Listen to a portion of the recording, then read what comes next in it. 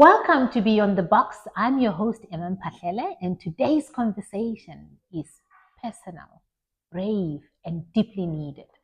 We sit down with Carmen Walker, a mother, advocate, and founder of Autism So What. She is raising two autistic loved ones, including a non-speaking child, alongside her autistic husband, and brings a wealth of lived experience and insights into the world of neurodiversity. Carmen's journey changed the moment she discovered that her son David, once believed to be nonverbal, was actually non-speaking. Through S2C, he found a way to show the intelligence, the humor, and the voice. Today, she brings hope to families across the Western Cape who are parenting non-speaking children, helping them see what's possible beyond the silence. Carmen, welcome to Beyond the Box. It's such an honor to have you with us here today. Thank you for having me. It's wonderful to be here with you and your team. Yeah, take us through the beginning.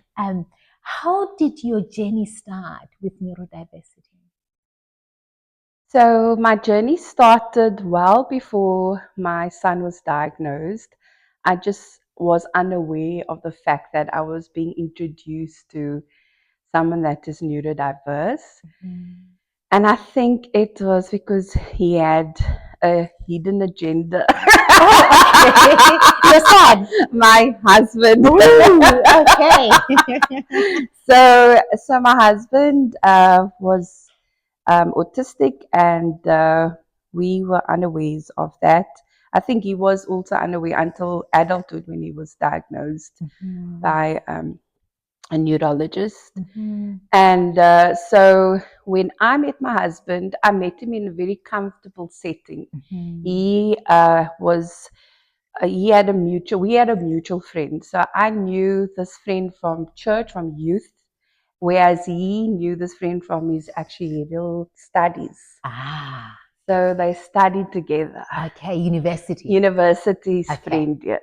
So when I met him, he was already comfortable in that group of friends that we had. So he didn't display any autistic behaviors per se. So he wasn't aloof, because sometimes autistics can come across as being aloof. Oh, really? Yes. So what I found with from what my husband has said before is that when he has to meet one person, he starts trembling in his pants because it's so overwhelming for him, for his brain, to conceptualize the facial expressions, the body language, the gestures. There's a lot that goes into meeting someone, for example. We do it naturally. Our brains don't get bombarded with 1,000 facial expressions at the time. It kind of just gels into how it is processed. But with autistics, they tend to have processing issues, and so this is what I didn't find when I met my husband. So he didn't come across as aloof. So because they, for example, perhaps I should first step back and say, because their brain is bombarded with so much stimuli, they feel so overwhelmed that they have to protect themselves to a degree. So they take a step back when they meet people, and they kind of close off. And then to others, that might look like they're not keen on meeting you, or they're uncomfortable around you. They are uncomfortable, but it doesn't imply that they're not wanting to meet you. What an insight. You see? What an insight. So as a result of him not having that kind of disposition, you couldn't tell. I mean, you didn't know. No, he has a beautiful disposition, which I have, by God's grace, have had the blessing of having in my whole life. But when we met initially, I didn't see any of that because he was in a very comfortable setting. So I didn't see that he presented with autistic traits. So that was how I was introduced to neurodivergence. But I didn't know. When I did discover that he was neurodiverse was after we got married. Oh, interesting. Yes. Then I started noticing that he was averse to social interactions. He didn't like, or he wasn't comfortable with us going out frequently, meeting up with people, large groups, parties, that sort of thing. He was averse to that sort of thing. And I didn't understand. I used to push for things, you know, given how young we were. And I realized after some time that I needed to give him his space as well. But that took some time. Yes, that's very interesting, Carmen. Yeah, that's very interesting. So it must have been really difficult for you, like, you know, I'm a social person. You strike me as a very social, outgoing person. I'm a social person. I just got married. Now we can go out. We can hang out. So when we first got married, Stephen was also still studying. So you know, with 𝐂𝐴𝐧, they first have to do their degree and then they have to do their professional exams. 𝐂𝐴𝐧? Actuarial science. Oh, he's an actuarial scientist. So yeah, so he's an actuary. So he qualified over 20 years ago. So at the time, he was studying his professional exams. So what saved the day for me was that he had to stay at home and study. And I still could see my friends. I had friends around, and we were staying in Johannesburg at the time, so I didn't have family to go to, where, you know, they were all here in Cape Town. But I had friends from school and university, my own friends that I could actually spend time with during his studies without bothering him, or, you know, it was an escape, right? But you know, you find ways to cope with the circumstances that you had. Stephen and I were very comfortable. We are still each other's best friends, so we did a lot together. And so autism and the limitations, that the social limitations, or his ineptitude, he was socially inept, but we worked around those things. It didn't ever become a major issue for us.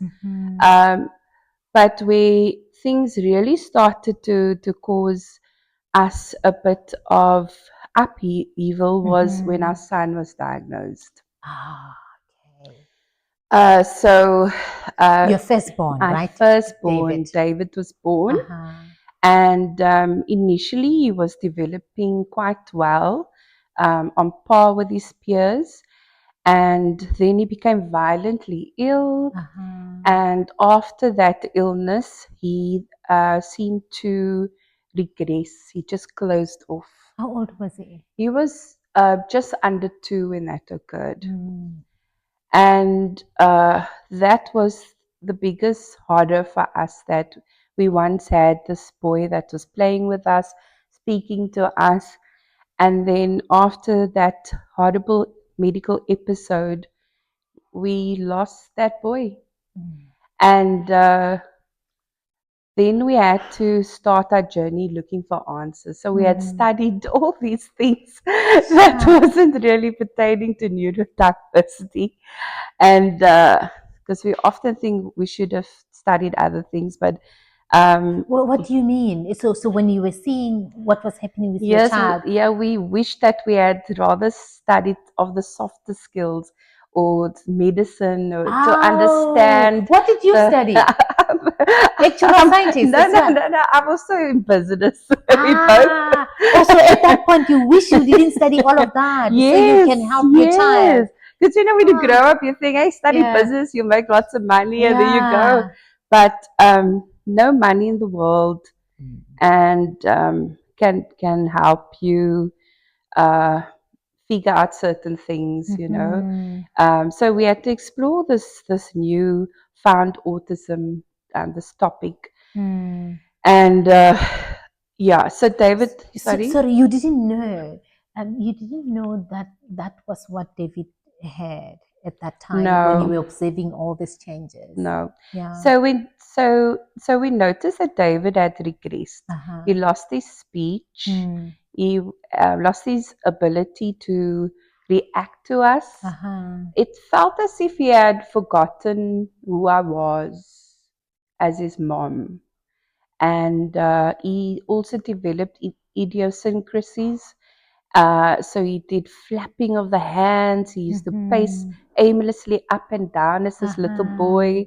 And just the loss of speech also, that was very disconcerting.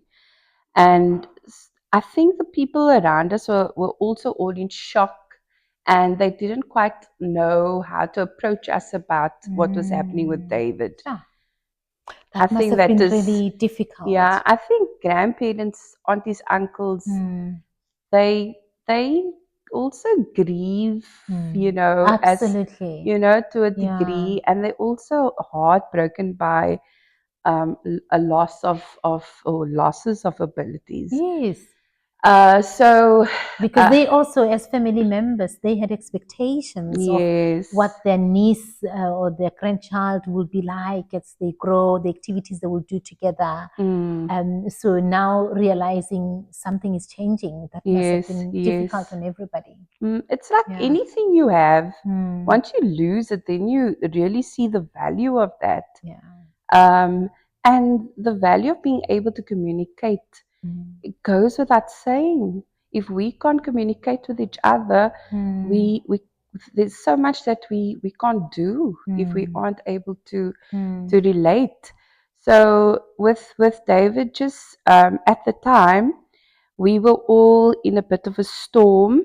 We didn't know our left from our right. We didn't know what was happening with him. We had never heard of autism before until I went to a birthday party. And I met a mom who had an autistic son. And she approached me and spoke to me and guided me. She introduced autism to me. She's a very dear friend of mine now, Bronwyn. And she explained where I needed to go for help. And that's where the ball started rolling. So at this point, we don't know that he likely may have gotten through the genetics of dad at this point when we find out. Yeah. So what we then discovered as we went along, that there's definitely a genetic component to it. And you will find that my husband is autistic, our kids are autistic, and there are individuals in his family that also present with autistic traits. Our nephew, his sister's son, was diagnosed with autism. So that is in the family. It is it's certainly a component. Except that we start knowing now with new research and scientific discoveries that it becomes more and more people become aware, because I think we likely grow up with it. I mean, for most of us coming from the rural areas, we grow up with it, but we don't know what it is. We didn't know what it is. But yet we have family members that have gone through the journey of, or reflected some of the behavioral traits that autism present. Yeah. So I think that's the case with most challenges out there with disabilities. That only once you look into a matter, then you get to uncover things. So, for example, my husband and my children also have something called malignant hypothermia. Oh, what is that? That's also genetic condition. So they didn't know about it until my husband's uncle passed away.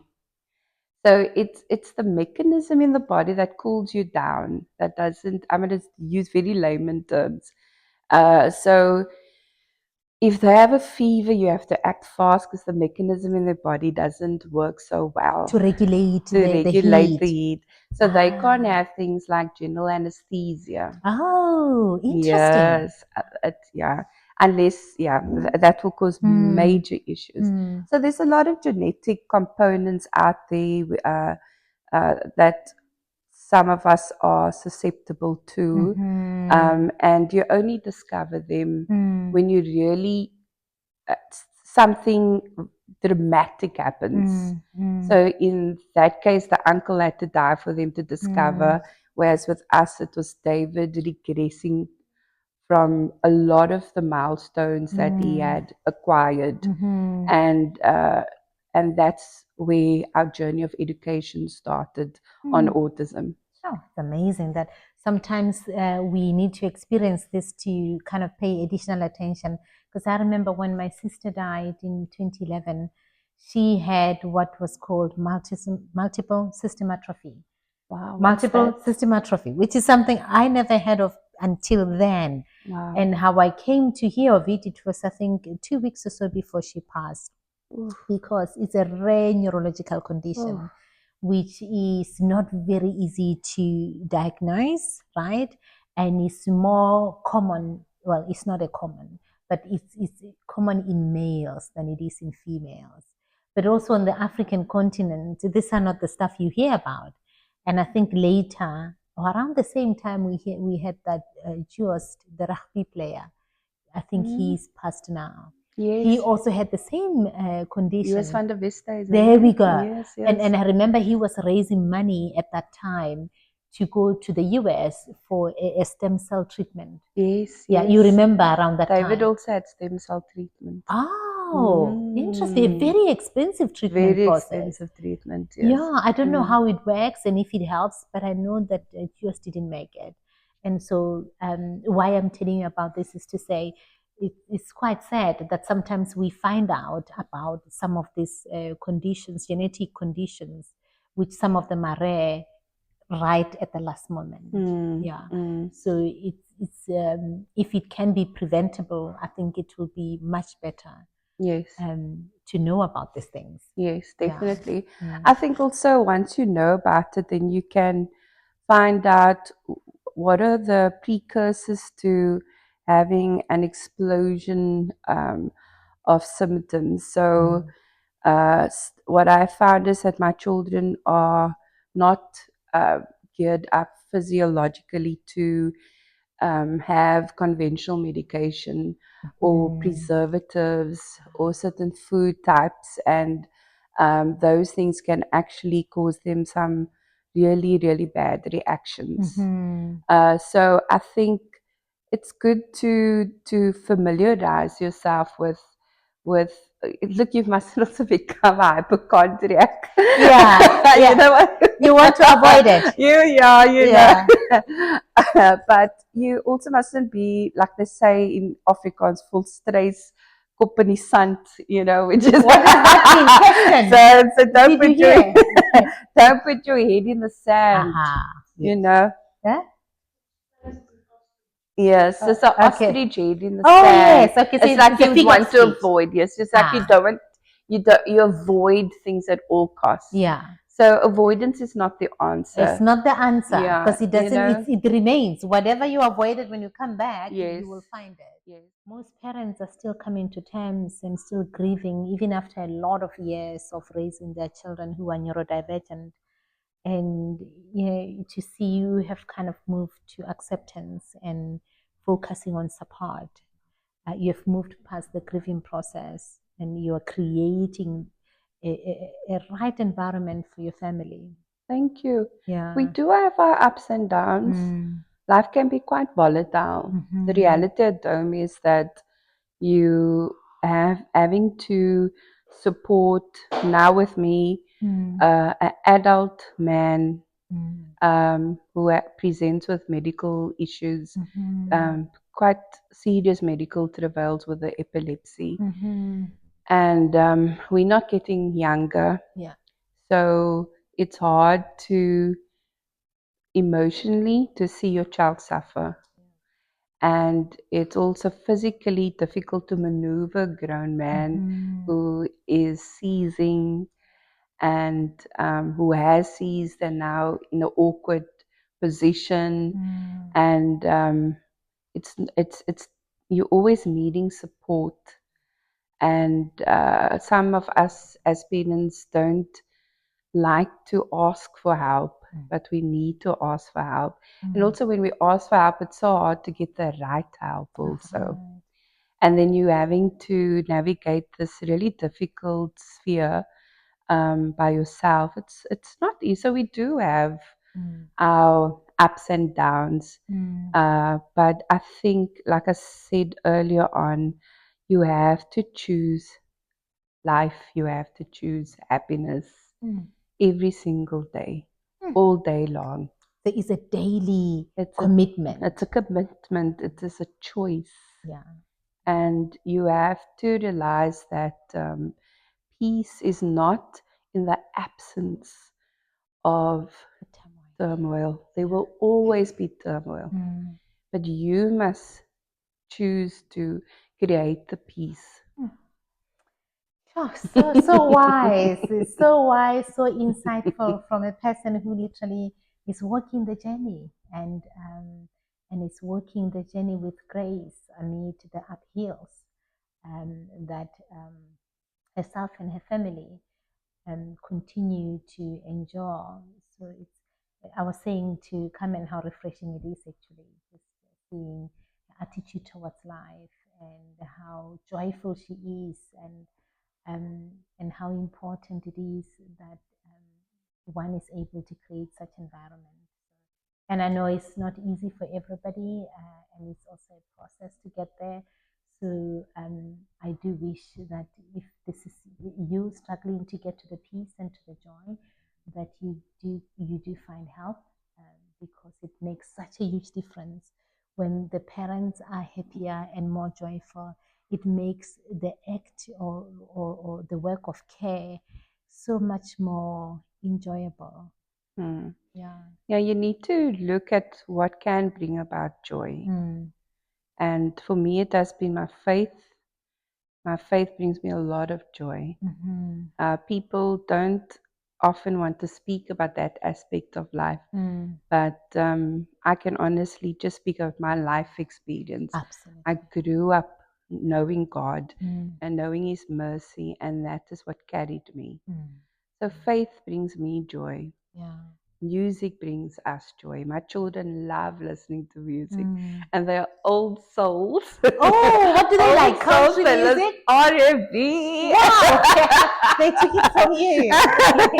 Certainly. I grew up with parents that listen to opera. You are a singer. I'm a singer. I sing classically and operatically. So I grew up with my dad playing the three tenors and also classical music, and then Richard Clayton and all these. Wow! But we also grew up with Aretha Franklin and the likes. And when I was younger, I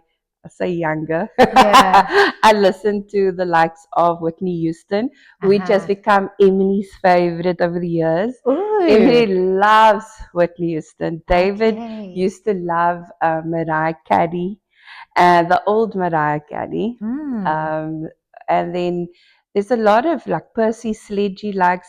He's communicated that he likes Usher, and the list goes on and on. So music has been quite an uplifting aspect in our home. We always listening to music. So I'm curious, Carmen, what helped you and your family to separate the fears from the facts as you were approaching this spelling to communicate tool? So in life, one has to learn by trial and error. That is just how it goes. You can't always foresee hiccups and knocks and bumps in advance. You just can't. And so to progress, you have to put yourself in an uncomfortable position. If you're not uncomfortable, you're not growing. So you have to see, okay, weigh the pros and cons and go for it. If it doesn't work out, plan B, then plan C. And that is how we've approached things. But when it comes to spelling to communicate, when I went to the workshop that was held in the very first one in 2017 here in South Africa. It was purely seeing is believing. So I sat in a group of moms and professionals and educators, and we were educated by Elizabeth Fosler, the founder of Spelling to Communicate, on the brain, as I said before, the mechanics of the brain of a non-speaker, for example. Who is she? Who's this? So Elizabeth Fosler, she's the founder of Spelling to Communicate. So she came to South Africa to introduce it to us, the letterboard communication. She introduced that to South Africa. She's a speech therapist. So she's a speech pathologist, yes, and she used to she worked for many years with autistics, trying to get them to produce speech, but then found that traditional speech therapy just didn't do the trick. And then she developed Spelling to Communicate, which is a letterboard or AAC letterboard communication, very simplistic looking boards, but the magic happens on those boards. So yeah, so she came, but getting back to seeing is believing, a lot of us operate that way in our lives, where we feel that we need to see something to trust it. And I understand why we do that, because sometimes if you're not present for an experience, you struggle to believe it. So for me, I was present that day when she sat with a number of different, well, a week in fact, a number of different autistics, like my David, who is quite challenged in various facets of his life. He's very challenged, and she sat down with them and she presented them with boards that they had been working with another speech and language pathologist here in South Africa. And I saw with my own eyes how they spelled out their own thoughts. So she would read them something age appropriate, and she would then pose questions related to that topic, and they would then spell out their very own thoughts. And I was blown away by the responses. So I'm getting goosebumps thinking about it. There were twin brothers there. I'm not sure if I'm allowed to name them, but I think they might be on social media. But that's something, they're twin brothers. Both of them were presented with those letter boards, which is the alphabet and punctuation. And they pointed out letter for letter, and she jotted them down, and then she would read out what they said, and we could see everything. We could have jotted it down ourselves. Mind blowing. Mind blowing. Which indicated that the cognitive capacity is there, right? Yes. It's just how do you get, if I'm hearing you correctly, how do you get the mind and the eye and the motor body skills to coordination? work. Yes, it's all together about motor coordination. That is what they're lacking. There's issues with motor planning, the motor strip, and that's something that we can touch on in future, and I can get the likes of an OT and practitioners to unravel that for you, because as a mom, I wouldn't want to risk giving inaccurate explanations of it. So I'd leave it to them, the experts, to elaborate on that. But they touched on that, and that was enough for me to understand things that were unclear to me as a parent about why David wasn't speaking, why David's body was so dysregulated, why, it's so many whys. So, in autism, a lot of things can be quite elusive. And in that session, that workshop, I had those aha moments. And to see these autistic boys, brothers, spelling on these letterboards, not baby language, mature, very enriched vocabulary. It was just phenomenal.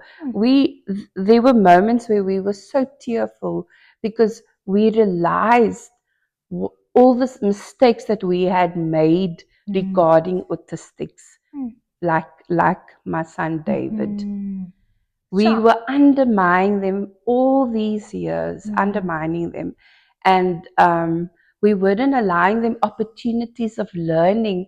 Those guys are brilliant thinkers. And here we present them with all these ABCs and what is this, a triangle, all these elementary things that you present to a 1-year-old.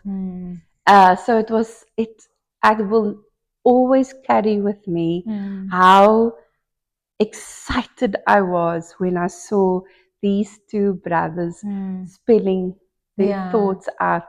Because you could see your I David could see in my there. David. I could see this with my son. The hope that it brought to you and your family. Yes. And I love how you speak about it with so much joy, because that's really what it was for you. Yes. That finally we have found something that will help us experience David in a different light. Yes, now. yes. So what does an ethical, kind of safe spelling to communicate look like? Can you just take us through what it looks like? So I ask, and the likes of spelling to communicate, I ask is the regulatory body in America. They're very strict on ensuring that everybody follows certain protocols with regards to presenting an autistic or having sessions with autistics and letterboard sessions. So when I went as a parent, and I was trained to be a communications and the regulations partner. So there they teach you as a communications and regulations partner of your child. So you're only allowed to work with your child. So then you have to, I'll give you simple examples. When you present the board, you have to keep it still. That board must not move. Because if you move it in any way, people might misconstrue it as you manipulating or directing what the autistic is wanting to say. So you hold the board very still. Secondly, you don't also maneuver them in any way. You don't maneuver their arm. The only thing you're allowed to do is help them to attend. So if, for instance, they drop a pen, you can maybe just put it back into the hand and hold it and then let go. So there's no maneuvering of the arm and anything to show where it needs to go. But you must also understand the processes. This initial process is getting them to get their bodies to work with them. So there you use different prompts where it might look like we're manipulating them, but it's really us just showing them directions on the board, but never the actual lettering. That's right. Yeah, it's just trying to get their eyes to move and their arms to move. So there's a lot we can explore that a bit more. But what I have to say is that a parent, if they want to pursue spelling to communicate, they need to get a registered practitioner. So there are quite a few practitioners in South Africa currently. There are 3 in Cape Town, and I'm very well acquainted with them. So I can point you in that direction once you decide to follow the spelling to communicate route. And the one is Carmen, the founder of 𝐍𝐨𝐧 Hub. So she's currently in Cape Town. I collaborate with her quite often in this regard. And then there's also speech and language therapists called Megan Stevens, who has been working with my son for probably about 7 years. And then there's also a lady called 𝐂𝐚𝐫𝐬𝐻𝐿. She's an OT. So we're dealing with professionals here. Absolutely. We're dealing with professionals. Yeah. And you need to see whether they are registered with iAsk, or they are registered practitioners. There are a lot of them in Gauteng as well, quite a few of them. And at 𝐍𝐨𝐧 Hub, per se, the actual school, I see it as an oasis for autistics. They do age-appropriate education with the means of spelling to communicate at the school, and that is a dream for me to have here in Cape Town. Yeah. Sure. I love how you're going into the details as to who else is involved. It's not something that's random, that's supported by random people. You have experts, you have speech therapists that are behind this program. Yes. So how does a parent know if this form of communication is really working for their child? What are those things that tells this works? So to parents, I think when especially when your child starts losing their speech, you're always aiming for them to get their speech back. And I was that parent too. David and Emily had traditional speech and language for several years. And it helped Emily, but it didn't help David. In fact, Emily just stopped the traditional speech and language now because she asked for that. She asked, she said, that's it. I'm 18, I'm not doing this anymore. Wow. I can actually see her like, Mom, I'm 18 now. Because she can be quite assertive. That's something I like about her. She is quite assertive. She never used to be before. She was always this very placid, sweet Emily. And now that she's 18, it's like 18. She's like, I'm a woman. You know? I remember when I saw her that weekend, she had a beautiful pink lipstick, and you can tell that, you know what, I'm a young adult. Yes, and she's got her own style. Yeah. But with David, we realized we tried and we tried, and David never regained his speech. And that's why I'm so passionate about spelling to communicate as an alternative, because I have seen how it has helped my boy. Because now all those behavioral issues that parents are presented with, I see David stopped. Because he's frustrations, he's understood now. He can tell me once he didn't want to wear a certain outfit that I changed, and he said, "You have no style, Mom." Wow! How would you have known that? He tells me off, and his haircut. Oh, he's very precise about his hair and his beard. He told me once his beard is sacred. I shouldn't shave it. Wow. I wouldn't have known these things had he not been able to communicate on a letterboard. And it has made life so much richer, and the engagements with him so much richer. Yes, exactly. But now I forget what your initial question was.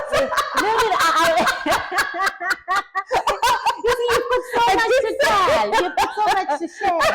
And I think you kind of covered it, Carmen, because I was asking, how does a parent at home know that this communication is actually working for my child? Yes, right? you will see. You'll see the change when, I'm going to give you an example. There was this one boy that was part of, we had some sort of event, autism event, and his mom wanted him to come inside, and he was reluctant. And I went to him and I spoke to him normally. And I said, thank you for coming. It's really nice to see you again. We'd really like you to go inside. And you know what? Loosened his seatbelt, opened the door, went inside happily. When you speak to autistics, at an age-appropriate level, you will see the difference. Ah. They will start thinking, oh, wow, they're actually seeing me now as a person, as a grown person. David's 22. I can't speak to him like he's 5 years old. No. Same with Yeah. same with any autistic. If you start speaking to them, you will slowly but surely see how the How shifts, they show up as the well. shifts, yeah, they show up, shifts occur. Because they feel respected They and feel acknowledged and respected. seen. And also, if they see, you know, I've spoken to parents about letterboards in front of autistics before, then you can actually see how engaged they are. They're engaged by what I'm telling the They're curious parents about it. because they know that is, I can't speak on behalf of someone, but I can only imagine if you in a desert of, or just a imprisonment actually, like they are, and someone says, hey, this is liberty. Can you imagine how sweet that is to you? And you just can't help. You want some of it for yourself. Yes. So you will slowly but surely see a change, a shift in your children, like I did with David. As soon as I started bringing in the boards, he changed as a person as well. There wasn't all that aggression anymore, and frustrations, and the breaking of things stopped. A lot of things changed for the better. Because all of that were a symptom. Well, it was just a response. Yeah, it was a response. The results of just of frustration. Yeah, frustration. Yeah, built up frustration. Yes. Sure. Carmen, let's talk about your legacy and maybe the Walker family's legacy. So, what's your message of hope, strength, and belief ahead? What is that? You know, I was thinking, I looked at that question earlier on, and then I opened up my black book, which I will just reach out for. And it was somewhere in here. I was so amazed by this cute little thing that came to the fore. It was a little sticker. But it is, there's a hymn that goes, in Christ alone, my hope is found. He is my light, my strength, my song. Now, you know, I sing operatically, so that was me just... I literally can imagine you singing your way through the day. But it was a little sticker, which now, funny enough, I probably lost. Just when you need it. Just when I need it. Yeah. A cute little thing. Yeah. And I think that we as a family just want to go out there, continue going out there, collaborating with others, like-minded others. So David, number one, when Evie initially visited Cape Town in 2018, she did a bit of a tour. We took her around to a place called Autism Connect. The founders, 𝐂𝐚𝐫𝐦𝐞𝐧 𝐖𝐚𝐥, and David said there at that meeting that he wanted us to support him further. So since then, or was it, I might be getting the dates wrong now, but maybe it was a bit, sorry, maybe a few years later than I'm thinking now. But ever since that visit, we've been collaborating with the likes of Autism Connect to bring about access to spelling to communicate to the autistics that are at her centers. So she's got a center for the littlies, and then she has a center for the adults. And we have brought about workshops for parents as well as the educators. And we also collaborated with the likes of the 3 practitioners, the spelling to communicate practitioners, who are also professionals in their own rights. That's right. To actually have sessions with the autistics at Autism Connect. We also collaborated with all those ladies and CCFM to bring about quite a well-attended workshop, also engaging parents and professionals with hope in this form of communication for autistics that are non-speakers or minimalist speakers. And that is our hope, that we can continue providing information to transform an elusive autism to a exclaimed autism. So what? So it looks like your legacy is as a family, it's a rich legacy, and I like that. I think I don't know if I heard you say, David asking that he doesn't want to be the only one with this piece Yes. of technology. Yes. And it's for a parent listening there, certainly I think what comes through from what you said is a message of hope, of strength, Yes. and of possibility. Yes. When people do get access to this support. Yeah. He has obviously gained from having access to his own to communication, and currently he's the only autistic able with sorry, perhaps I should just rephrase this. So currently he's the only autistic who is able to wax it lyrical on the letterboard in Cape Town.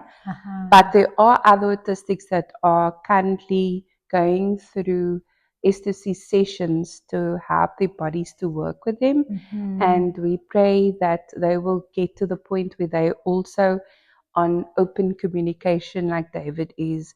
A lot of them are currently on the beginning stages, and then some of them are very exciting. I saw videos of my friend's son, Tyler, a Pepe, now in semi-open questions, which is nothing warmed my heart more than that over the weekend. But there's also autistic who is quite proficient on the boards, but he's in the Overberg area. He's called Nicholas Paulson. So currently there are examples of these autistics out there. There are a lot more of them in Gauteng. So as parents, if you want, like, seeing is believing, go online and go and look at the evidence that is out there of these autistics that are actually waxing it lyrical, their own thoughts and feelings. Yeah, thank you for sharing that with our audience, because it gives them opportunity to think about what they want to try and what they want to explore for their families. So we are looking, obviously we are coming to an end of this amazing conversation, and I can't help but wonder what your children have taught you through the journey, what this journey has taught you rather about your children. I think one of the most beautiful things about David is his perseverance. He's asked to learn certain things like the piano and the recorder, and then he would say things. He would actually say that he's going to persevere. And things are very difficult for him, generally speaking, because he already presents with a dysregulated body, and then the seizures dysregulate him even more. But he gets up and he tries again. And that is so beautiful. And also his faith. Because, a lot of us, we stop believing in God because we're going through troubles and tribulation. And this is a guy who goes through difficulties, exponential difficulties. And his faith is always so beautiful. He always describes God as his refuge and his saving grace. And that is, for me, so beautiful to see in someone who's suffering so much. Emily is just an angel. She connects with people so quickly. Yeah. I have seen her go up to people and ask them questions which I think is inappropriate. Yeah.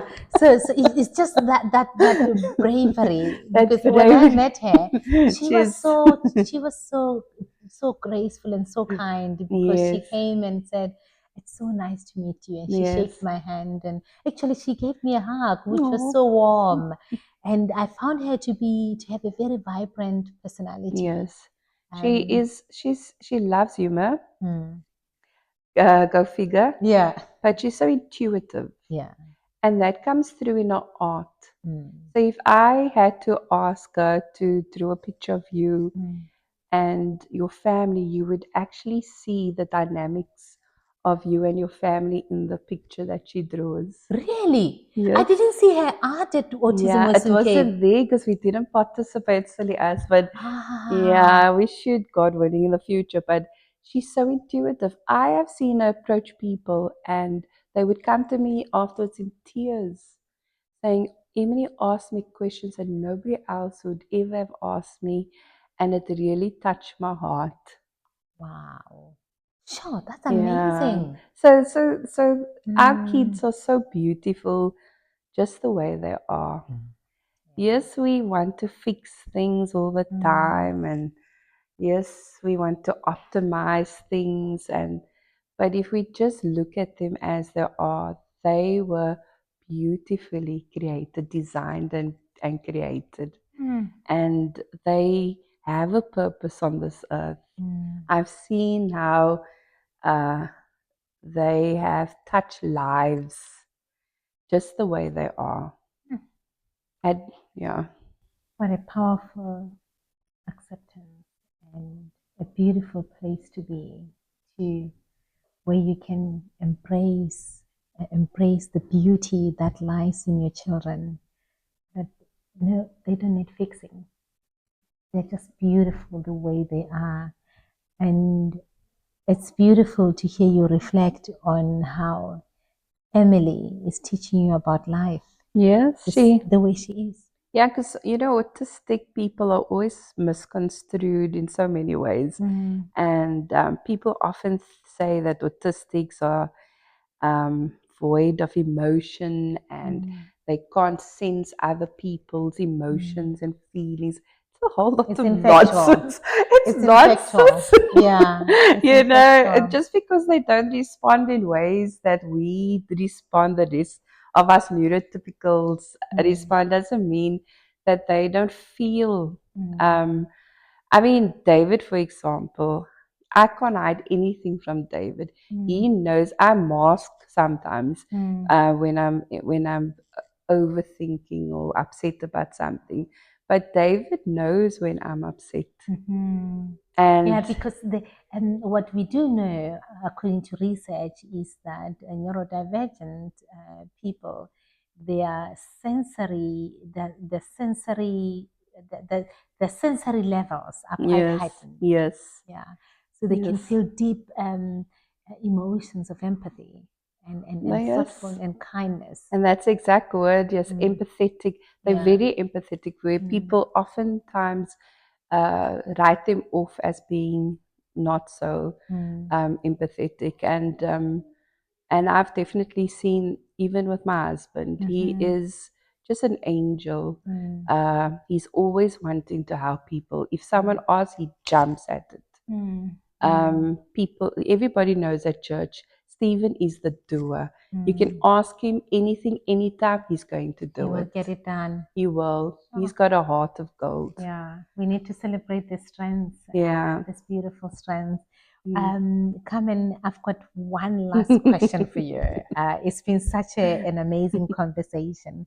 But as we are parting ways now, I would like you to talk to that parent that's at home, that's in the same shoes that you are wearing right now, raising or caring and nurturing a non-speaking child.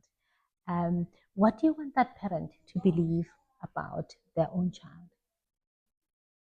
So I've referred to non-speakers and minimalistic speakers, but there are also unreliable speakers. And we can always get professionals in to divulge on the 3 different kinds of autistics in that aspect. Yeah. But yeah, autistics are very diverse, and if you have any of those autistic loved ones, or if you're attending to one as a professional, and or educator, I would say there's more to them than what meets the eye. A lot more to them. You have to find a way to liberate them. They are imprisoned in a body that does not work with them. My own son, since he's been able to communicate with us by spelling out his thoughts on a letterboard, has been able to share that he has a ghastly body that doesn't work with him. He said, I can't will my body into doing things. And we in South Africa, we need to work together. We need to come together to provide such autistics with access to letterboard communication. We need to find access to them having it at school. These autistics are cognitively strong. They need to have access to age-appropriate education at school as well. And I can assure you, once we have this all put together, we won't have this disharmony with autistics as much as we do now. Once they are able to communicate, they will be able to share exactly what sort of applications they need to make their lives more doable. Like anybody who has an amputation, they need a prosthesis to be able to walk. Autistics need a letterboard to be able to communicate. There's so much I want to share with you, but there's hope. And if you want to come into contact with us, you must please do so, because together we can do so much more for our autistics. There's only a handful of us, but I'm hoping that we will steadily grow as a Spelling to Communicate community here in the Western Cape. Thank you. Thank you for speaking from the heart to the audience about that, the opportunities that are ways with this assistive technology. And maybe you can also share with the parents while you're at it, how do they get in touch with you at Autism So What?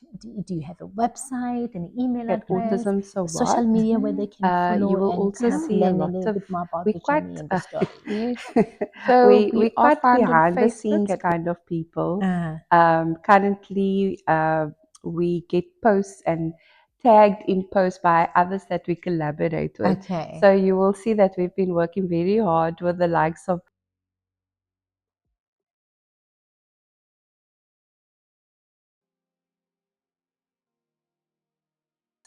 Autism So What?